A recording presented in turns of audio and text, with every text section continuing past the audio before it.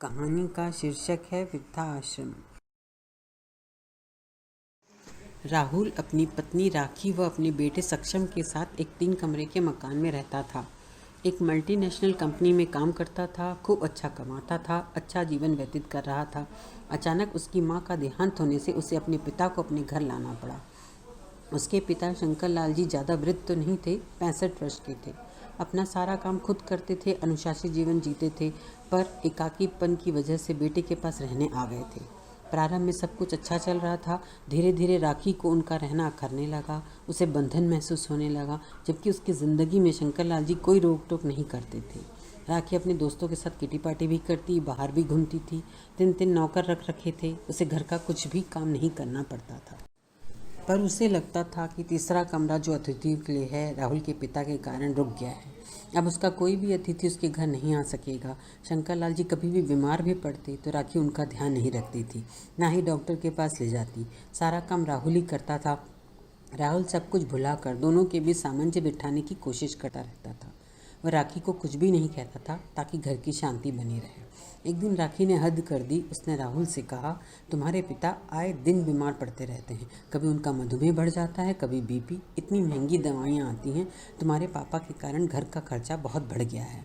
राहुल ने भी राखी को गुस्से से कहा, तुम्हें मेरे पिता का खर्चा दिखता है? तुम जो दोस्तों के साथ घूमती हो, किटी पार्टी करती हो, वो तुम्हें नहीं दिखता? राहुल और राखी के झगड़े बहुत बढ़ गए थे। राहुल बहुत तनाव में रहने लगा था। घर के माहौल का असर बेटे सक्षम पर होने लगा। वह डर के से कमरे में रहने लगा। जब वह ज़्यादा घबरा जाता तो वह अपने दादाजी के पास जाकर उनके गले लग जाता और रोने लगता। दादाजी भी उसे गले लगाकर खूब रोने लगते थे।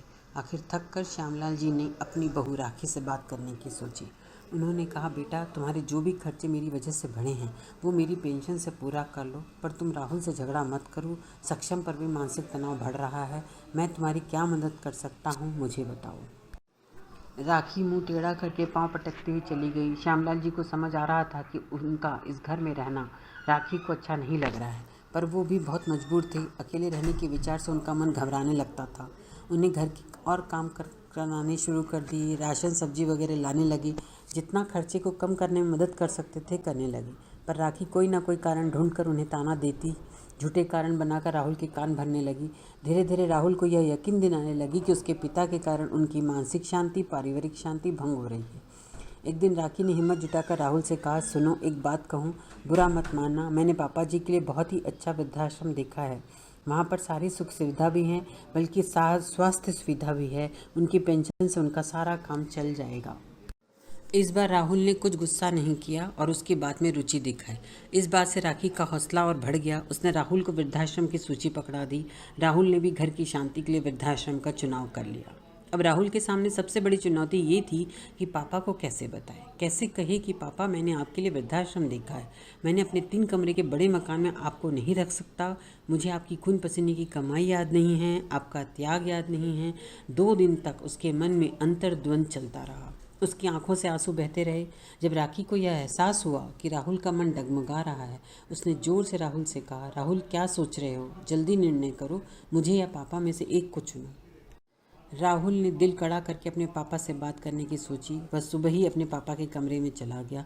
हिम्मत जुटाकर कहा, पापा, हमने ये निर्णय लिया है कि आपको वृद्धाश्रम में छोड़ आते हैं। वृद्धाश्रम सभी सुविधाओं के साथ है, आपको वहाँ कुछ भी कष्ट नहीं होगा। यहाँ पर आपको राखी के ताने सुनने पड़ते हैं, वहाँ आप शांतिपूर्वक जीवन जिएंगे। यह सुनकर श्यामलाल जी को बहुत धक्का लगा।